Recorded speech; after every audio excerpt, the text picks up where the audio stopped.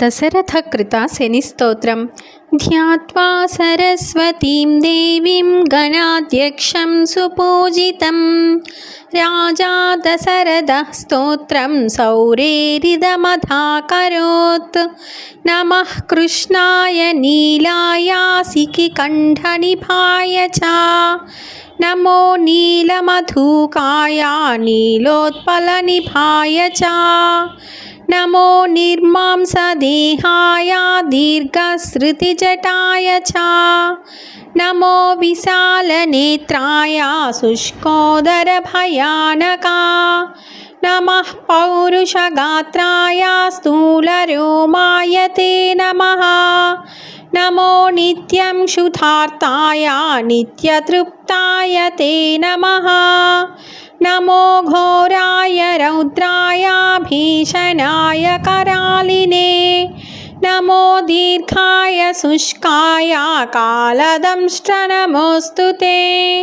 नमस्ते घोररूपाय दुर्निरीक्षाय ते नमः नमस्ते सर्वभक्षाय वलीमुख नमोऽस्तु ते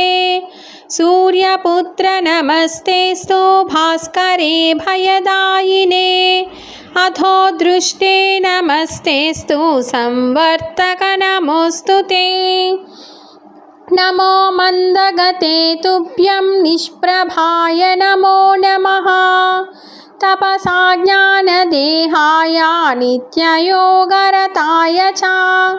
ज्ञानचक्षुर्नमस्तेस्तु कश्यपात्मजसूनवे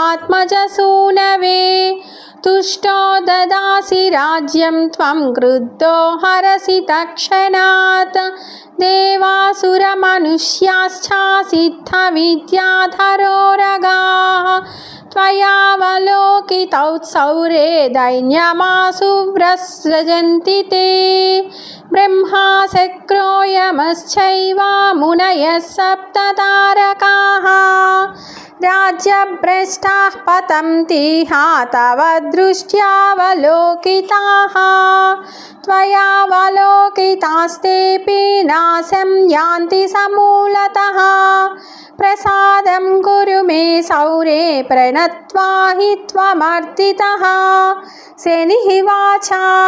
प्रीतोऽस्मि तव राजेन्द्रस्तोत्रेणानेन सम्प्रति अदेयं वा वरं तुभ्यं प्रीतोऽहं प्रददामि ते त्वया कृतं तु मस्तोत्रं यः पठेदिह मानवः